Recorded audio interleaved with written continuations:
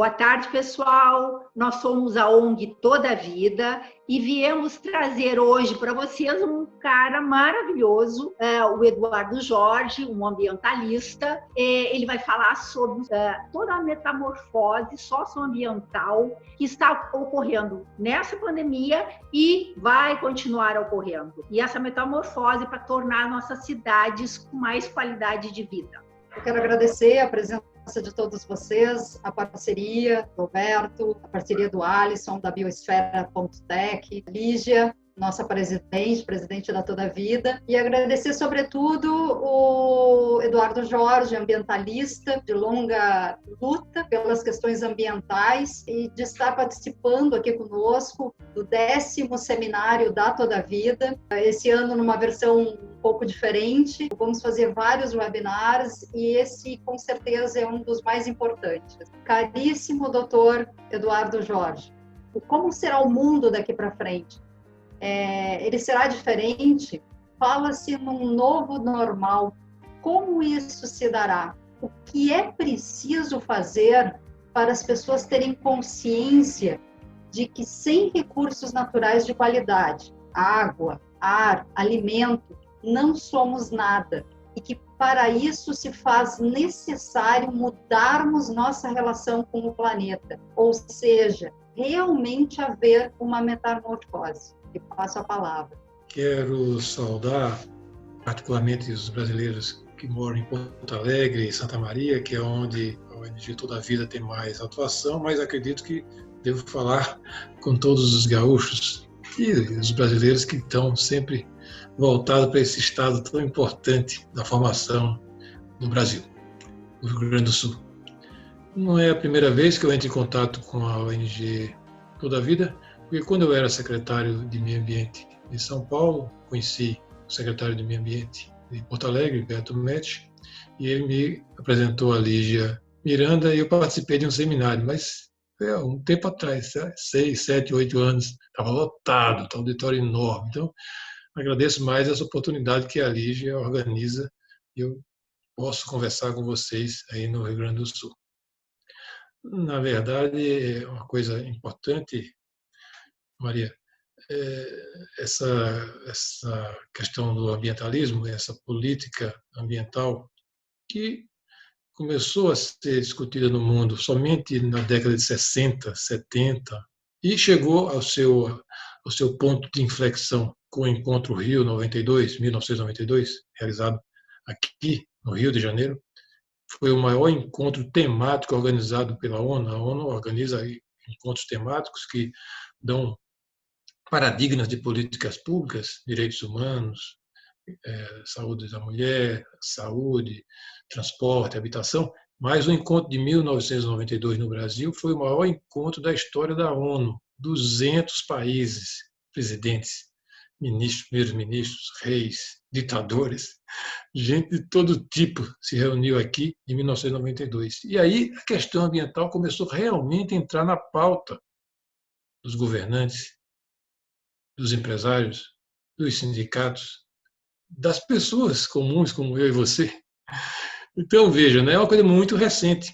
Assim, eu sempre fico incomodado. Já, Eduardo Jorge, você é um ambientalista? Eu sou um ambientalista aprendiz, porque, na verdade, eu sou um sujeito da saúde, da Seguridade Social, da saúde.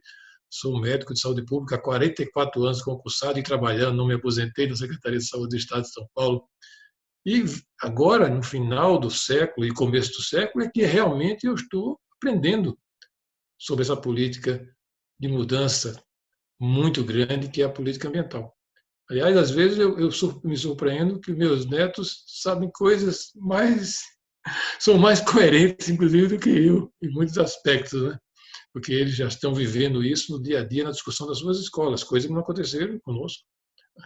Então, veja, né? Eu prefiro ser um ambientalista e aprendiz, como vou viver mais 30 anos, chegar nos 100, até lá talvez eu aprenda alguma coisa.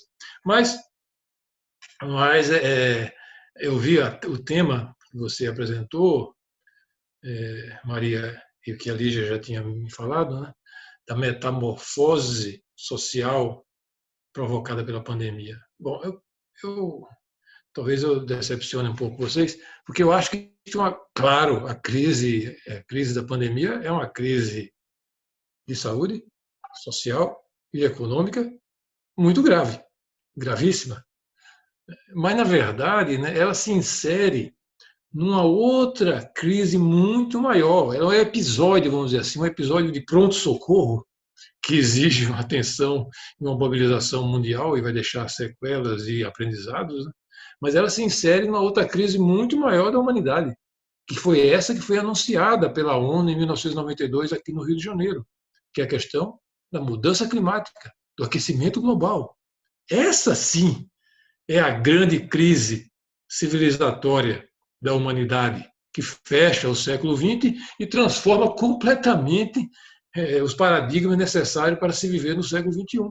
A pandemia se insere, vamos dizer assim, é uma crise de pronto-socorro situada numa crise crônica e muito mais grave, que é a questão das mudanças climáticas, que ameaçam a nossa civilização e ameaçam as outras espécies de animais. Está provocando, inclusive, os biólogos hoje já consideram que nós, com o aquecimento global, a mudança climática, a imprudência em relação aos recursos ambientais, estão provocando a sexta grande extinção desde que a Terra é Terra. A última, a quinta, tinha sido dos dinossauros, há 60 milhões de anos atrás, e a sexta é essa que nós estamos provocando agora com o aquecimento global. Milhares de espécies de vegetais, de animais, de mamíferos, de peixes estão desaparecendo assim numa velocidade impressionante.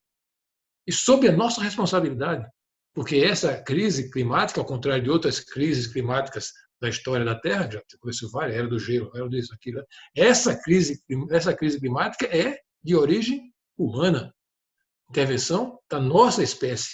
Então, veja, né? Então, na verdade, esse momento da pandemia, que exige uma mobilização, uma concentração de governantes, de empresários, de trabalhadores, de nós que somos donos de casa e donas de casa, e exige um certo recolhimento pelo distanciamento social, que é uma exigência do combate à doença orientada pela Organização Mundial de Saúde e altamente necessária, né? Até a oportunidade de se pensar um pouco, se refletir um pouco sobre como nós vamos enfrentar a epidemia, é claro, né? Mas também como vamos conseguir dar conta desse desafio muito mais complexo, que é a questão das mudanças climáticas. Então, eu não acredito muito que a pandemia seja capaz de fazer uma metamorfose social, ambiental, econômica, política. Mesmo porque essa história de fazer mudanças bruscas na forma como nós, homens e mulheres, nos comportamos, né? E, inclusive, achar que podemos criar homens e mulheres novas, isso é uma coisa muito totalitária. Eu lembro que, na minha juventude, de adolescência, 17, 18 anos, em 1967, 1968, apaixonados pela Revolução Socialista, pelo Che Guevara, etc., etc., o Ernesto Guevara falava o seguinte: vou criar um homem novo em Cuba, um homem novinho em folha. Isso cheira a totalitarismo, né? Isso cheira a totalitarismo, né? Mesmo o cristianismo, que é a revolução ética, social, moral mais profunda e perene da história, está com mais de 2000 anos, né? E mudou muito, melhorou muito, assim, o comportamento da humanidade, homens e mulheres. Depois o islamismo também, 600 anos depois, também teve uma revolução muito profunda. São revoluções éticas. Mesmo eles melhoraram, mas são modificações, às vezes, moleculares, demoradas, né? De reflexão, né?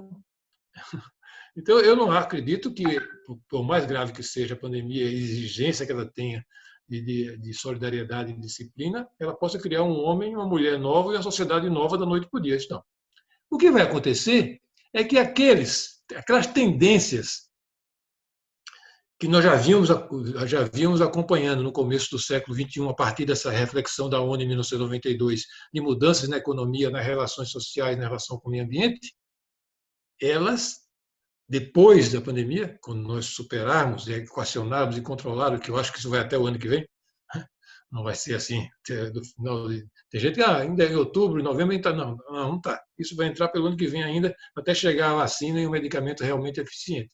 Então, essas tendências de mudança que já vinham sendo discutidas na economia, na sociedade, em relação ao meio ambiente, elas vão voltar e ganhar o destaque que merecem, né? Talvez com a ajuda da nossa reflexão nesse período da epidemia. E aqueles que acham que essas mudanças, que essas adaptações, a necessidade da mudança climática não são verdadeiras, não são necessárias, vão continuar resistindo. Às vezes por ignorância, porque tem dificuldade, às vezes, de aceitar as orientações, as evidências científicas construídas em largos termos e estudos por milhares e milhares de cientistas. Tem gente que tem dificuldade de aceitar as evidências científicas, ou porque são por interesses. Como essas mudanças implicam em interesses e suas atividades econômicas, em suas posições sociais, essas pessoas resistem de forma egoísta, de forma absurda, porque é não pensar nos netos dele. Eu tenho muitos filhos, eu e minha mulher somos nordestinos, nós criamos 6 filhos, criamos bem. Mas eu descobri que eu tenho uma adoração maior ainda pelos netos do que pelos filhos. Então, esses sujeitos que não se preocupam com as mudanças climáticas, que veem o seu interesse econômico imediato, não querem mudar nada. Esse sujeito não tem amor às suas descendências, aos seus netos. Porque agora, nesse fim de festa, ele ainda vai gozar desse seu poder econômico. Mas o neto vai viver, se não houvesse mudanças, num país, numa terra muito mais árida, muito mais hostil. Então, o que vai acontecer quando nós, no mundo inteiro, controlarmos a pandemia, essa prevalência da mudança climática e a sua influência em todas as políticas públicas, transporte, saúde, habitação, saneamento, meio ambiente, vai voltar com toda a força. Com toda a força e espero com alguma capital de reflexão nesse período. Assim, Maria, como é que eu poderia dizer? Que eu estou no time dos que acham que precisa mudar para salvar a humanidade e o planeta. Então, não estou. Veja, né? Então, o que é que eu poderia, resumidamente, imaginar nessa retomada pós-pandemia? Dividir. Primeiro, na questão da atividade econômica. Né? Os economistas gostam de ser profetas, né? Gostam de mandar na gente. Né? Só que eles não fazem suas previsões, quando dão tudo errado, eles fazem cara de paisagem. Mas a economia realmente orienta muito a nossa vida. Né? Então, a primeira área onde essas questões vão ter que acelerar as mudanças é na área econômica. Na área econômica. E muitas coisas já vêm mudando. Né? Quando você imagina, por exemplo, que um país como a Alemanha, que é a vanguarda, os alemães têm uma admiração muito grande pelos alemães. Porque o alemão, quando eles fazem uma coisa boa, é boa. Também quando erram para valer. Né? Já nos arrastaram a 2 guerras mundiais terríveis. Mas isso é passado. A Alemanha, depois da Segunda Guerra Mundial, se recuperou, se reconstruiu de forma extraordinária.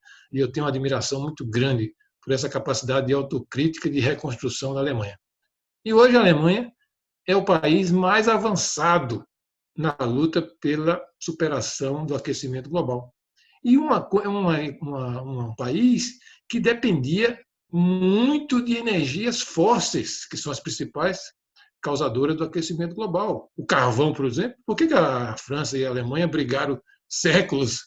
Por causa do carvão, que é a energia, que é o sangue que corre nas veias da economia. Né?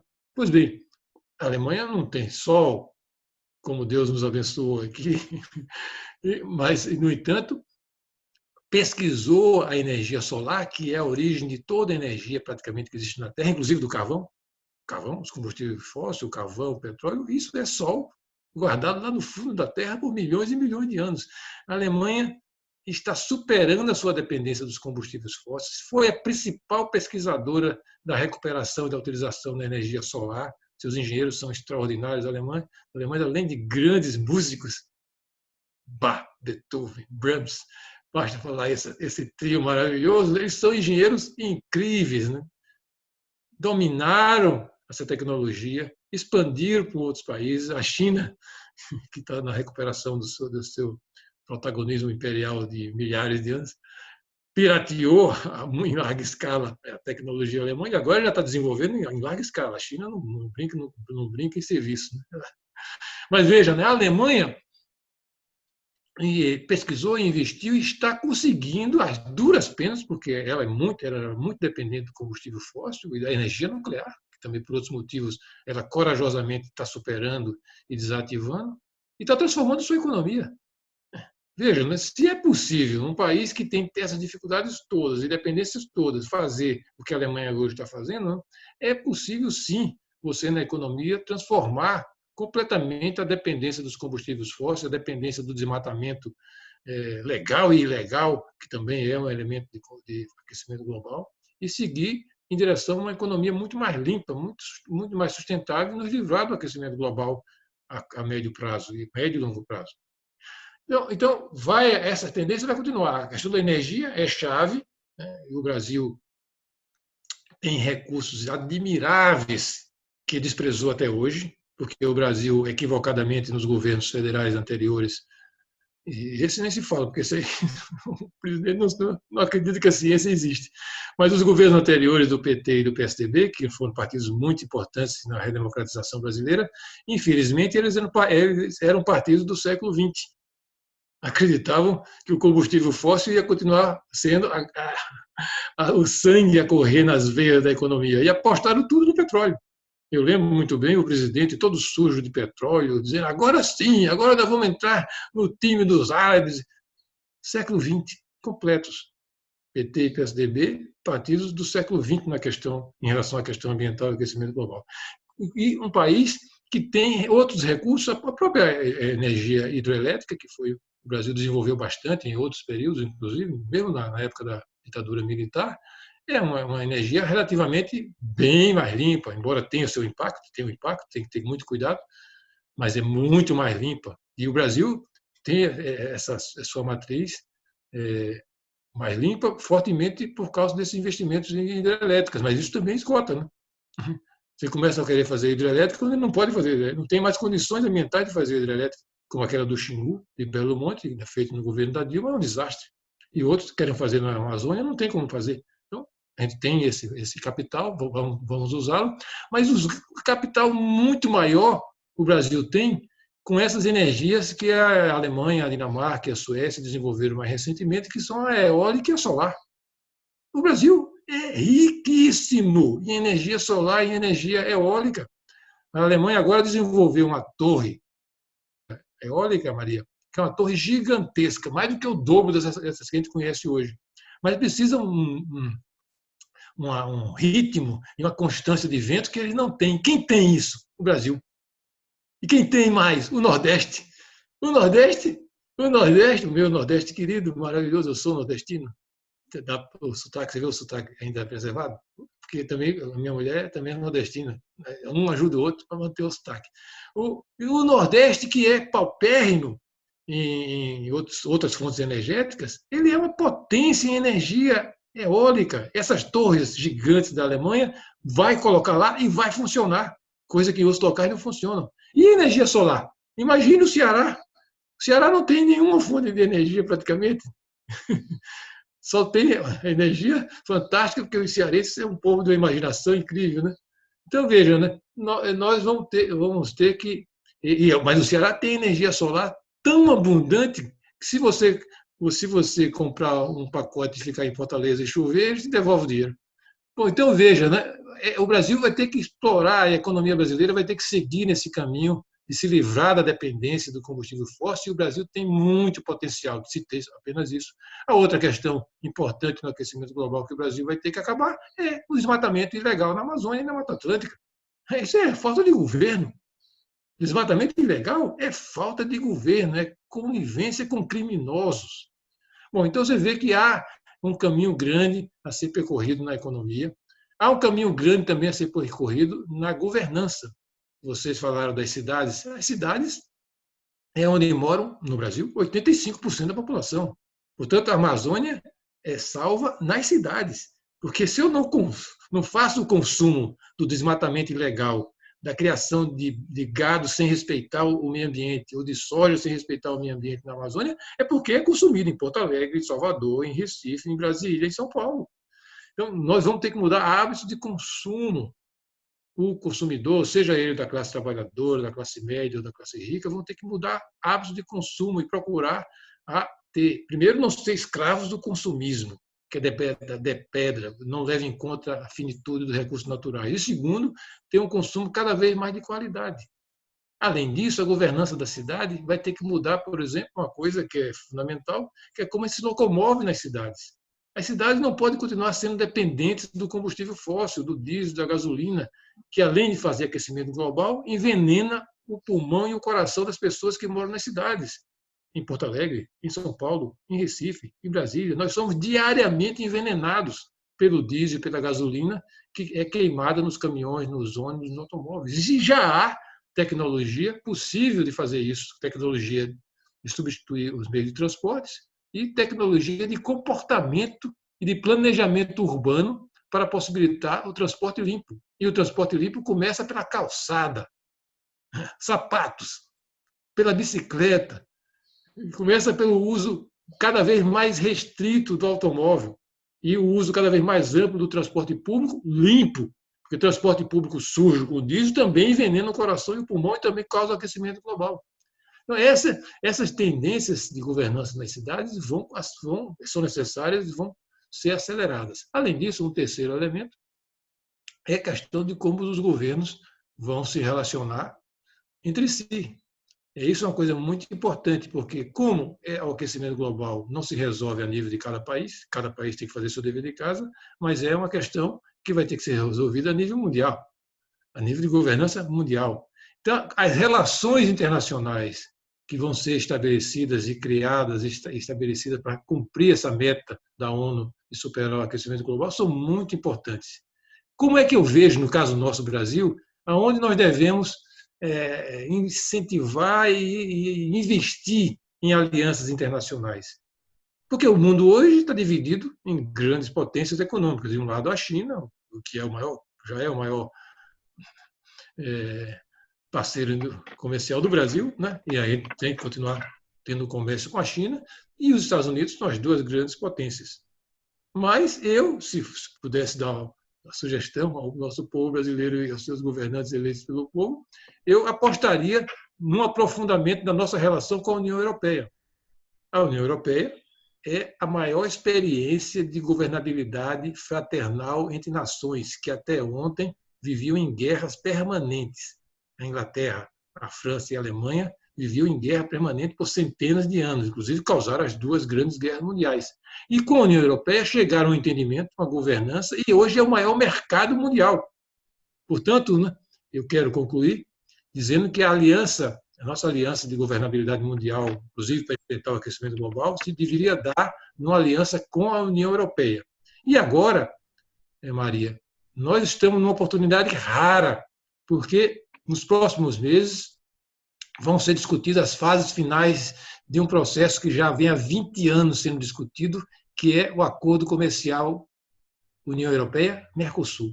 É o maior acordo comercial da história do mundo. 20 anos de discussão. Veja, né? Isso vai possibilitar uma integração econômica da Argentina, do Brasil, do Uruguai, com o maior mercado consumidor do mundo, porque a União Europeia é maior ainda do que a China e é maior ainda, em termos de potencial de consumo, do que os Estados Unidos, e é um mercado que exige quantidade e qualidade.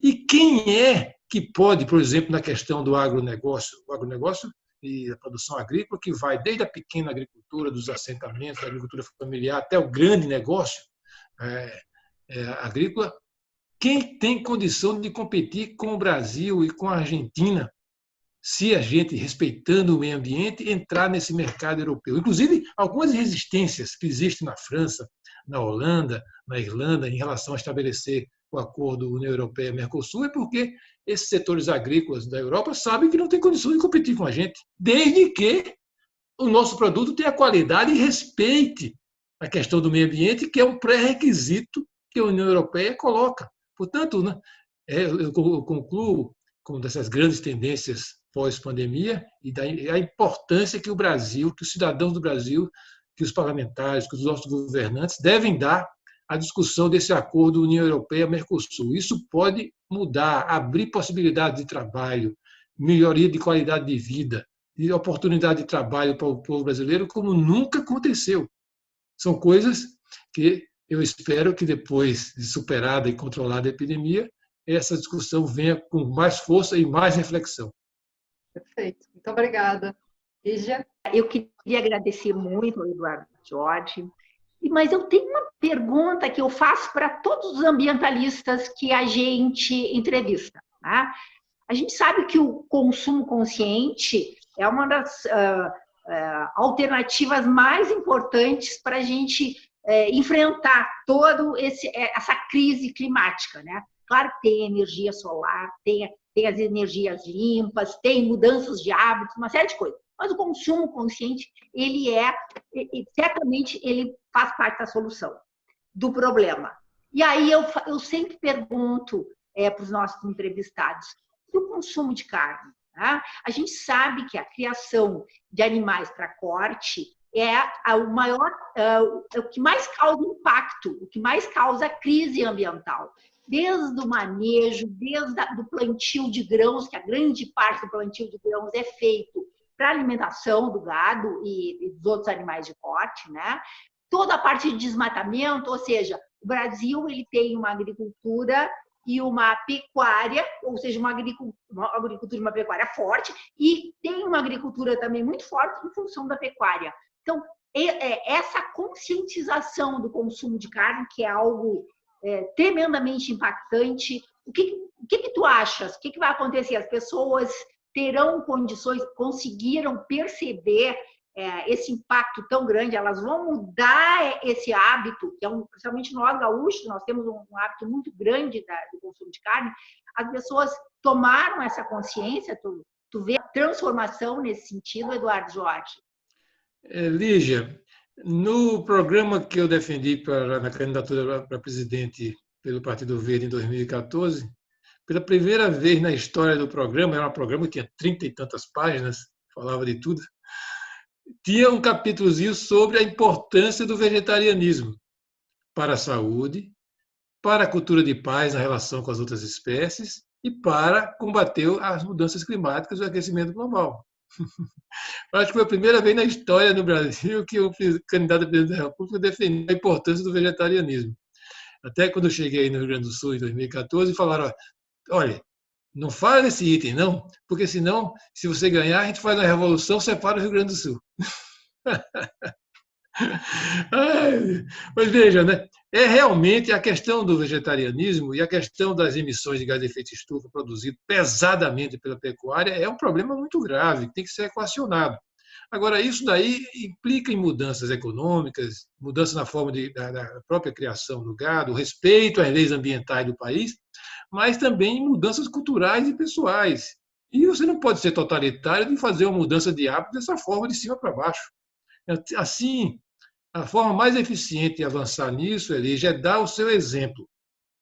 Dar o seu exemplo. Eu, por exemplo, sou um exemplo. Sou vegetariano já desde o século passado e hoje a nutrição já avançou muito para substituir a proteína animal com segurança pela proteína vegetal. A minha saúde é a melhor possível, né? Então, veja, né? Essa questão se coloca, mas você tem que fazer isso pelo seu exemplo. Você deve dar o seu exemplo e, com isso, ir incentivando as pessoas mudando. O que acontece é que a juventude quer mudar. A juventude quer mudar. Eu tenho notado como aqui em São Paulo, estou aqui em São Paulo já há mais de 30 anos, para achar um restaurante vegetariano e vegano não era impossível. Hoje tem um em cada esquina. E quem vai lá são os jovens. Então, essa mudança está acontecendo e vai vir. Assim, eu, com todo respeito à tradição e à cultura do Rio Grande do Sul, que eu sou uma pessoa que respeita muitas tradições, as boas tradições têm que ser mantidas, renovação, revolução, mas mantendo o que tem de bom nas tradições, eu me despeço e, com o meu exemplo, eu digo, o vegetarianismo é seguro. Agradeço muito a tua participação, muito obrigada. Fico extremamente feliz, foi o primeiro entrevistado nosso que falou que é vegetariano. Parabéns, muito obrigada e até a próxima webinar.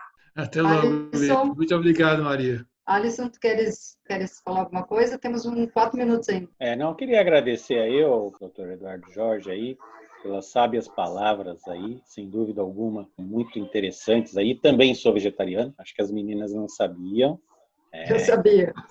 Você sabia, né? Sim, eu sou adepto aí da paz, né? Então eu acho que isso é acima de tudo. Quero desejar muita saúde e paz ao senhor e a todos os ouvintes aqui. Alberto? Fiquei feliz pelas palavras do Eduardo Jorge e principalmente quando ele falou que tem que ter essa mudança não só com relação à consciência ambiental, mas ele colocou de uma outra forma, com relação a essa crise civilizatória. Um termo muito oportuno para o momento, Eduardo.